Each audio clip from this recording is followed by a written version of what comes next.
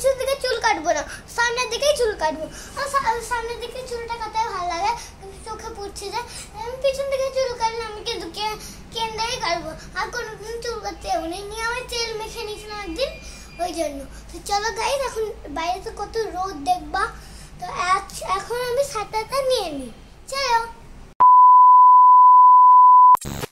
Hello everyone, welcome back to Rayasona channel. রায়াসোনা চ্যানেলে আবারও একটা নতুন ব্লগ নিয়ে হাজির হয়ে গেছি আমি। তোমরা সবাই কেমন আছো বলো? আশা করি সকলেই ভালো আছো, আমিও ভালো আছি এবং আমার রায়াসোনাও ভীষণ ভালো আছে।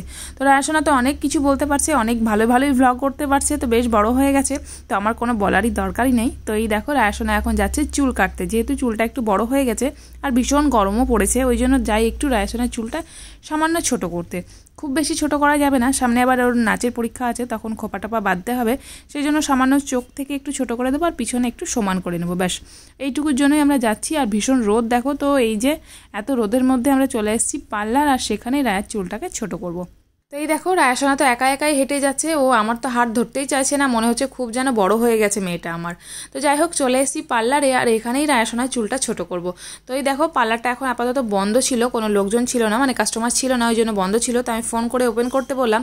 তো মোটামুটি পার্লারটা এরকমই আছে আমাদের কাছে, তো এই কাছের পার্লারটাই আমি সবসময় আসি, তো সেটাতে চলে এসেছি। আর এখানেই রায়া চুলটা ছোট করে নেব। তো যাই হোক আমার চুল টুল সব ছোট করা হয়ে গেছে, আমি চলেও এসেছি। তো রায়াসোনা তো মানে তখন আর ভিডিও করতে পারিনি, যেহেতু রায়াসোনা ভীষণ কাজ ছিল যে ছোট করব না চুল বলে, আমি তাড়াতাড়ি করে ধরছিলাম, তো ওই জন্য ভিডিওটা তোমাদের সঙ্গে শেয়ার করতে পারিনি। তো যাই হোক এখন আমি রায়াসোনার চুল টুল কেটে নিয়েছি, সামনেরটা বেশ ছোট করে দিয়েছি, আর ও ভাবছিল যে পিছনটা ছোট করব, ওই জন্য কাঁদতে আরম্ভ করে দিয়েছিল। তো আমি ওকে বললাম যে বাবু তোমার সামনেই কেটেছি, পিছন কাটিনি। তো এই দেখো বাড়ি এসে খুব খুশি। তো আমার বেশ ভালো লেগেছে চুল কাটিংটা, যেহেতু পড়াশোনা করে মানে লিখতে টিখতে যায়, তখন চোখে চুল পড়ে, ওই জন্য চোখের সামনে থেকে চুলটা চাইনিজের মতো ছেড়ে দিয়েছি। তো বেশ ভালো লাগছে। তো এই বাড়ি এসে আবার ময়ে করছে। তো যাই হোক এই দেখো রায়াসোনার চুলটা আমি ভালো করে তোমাদেরকে একবার শেয়ার করি। আর ও তো নিজে মানে বাঁধতে চাইছে, যেহেতু বেঁধে স্কুলে যায় সেটা চাইছে, তো অবশ্যই সেটার মতো আমি চুল রেখেছি, খুব একটা ছোট করিনি।